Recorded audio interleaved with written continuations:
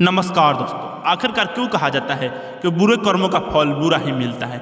आखिरकार चाहे वो इंसान हो या भगवान, ये ऐसा है जिक्र माता सीता के कहानी के बारे में मिलता है कि तोते ने उनको श्राप दिया, जिसके कारण उन्हें राम जी से अलग रहना पड़ा। कथा के अनुसार माता सीता बाल अवस्था में अपनी सहेलियों के साथ बगीचे में खेल रही थी। वही बगीचे में एक तोता का जोड़ा पेड़ पर बैठा था। तोता का जोड़ा भगवान राम और माता सीता के बारे में बातें कह रहा था। उनकी बातों को सुनकर माता का ध्यान उन पर गया।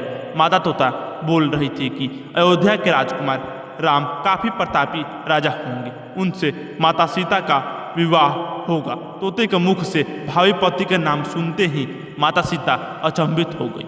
उन्हें अपने बारे में जानने की इच्छा जागृत हुई और इन्होंने अपनी सखियों से कहकर दोनों पक्षियों को पकड़ लिया। फिर उन दोनों को पुचकाकर पूछा कि आप किसके बारे में बातें कर रहे हैं। तब पक्षियों ने बताया कि इससे पहले हम महर्षि वाल्मीकि के आश्रम में रहते थे, जहां हर रोज राम और सीता के जीवन के बारे में बताया जाता है। इसलिए उनको दोनों के बारे में हर चीज कंठस्थ याद हो गई थी।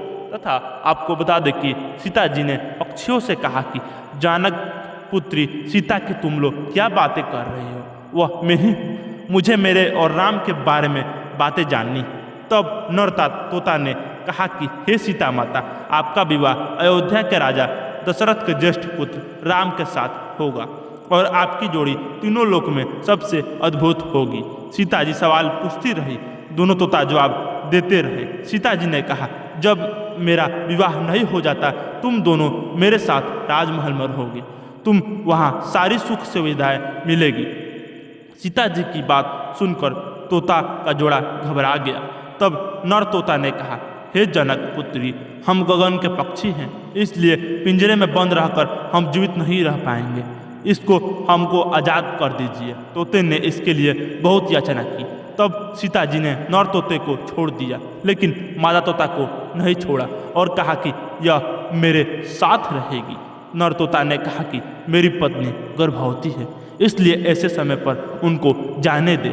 हम दोनों एक दूसरे का वियोग सहन नहीं कर सकते, इसलिए आप मेरी पत्नी को जाने दें। लेकिन सीता जी ने उनकी एक न सुनी। इस पर मादा तोता को बहुत गुस्सा आया और श्राप दिया कि जिस तरह तुमने गर्भावस्था में मेरे पति से मुझको अलग कर दिया है, वैसे ही गर्भावस्था के दौरान तुमको भी पति वियोग सहना पड़ेगा। इतना ही कहते ही मादा तोता ने अपने प्राण त्याग दिए।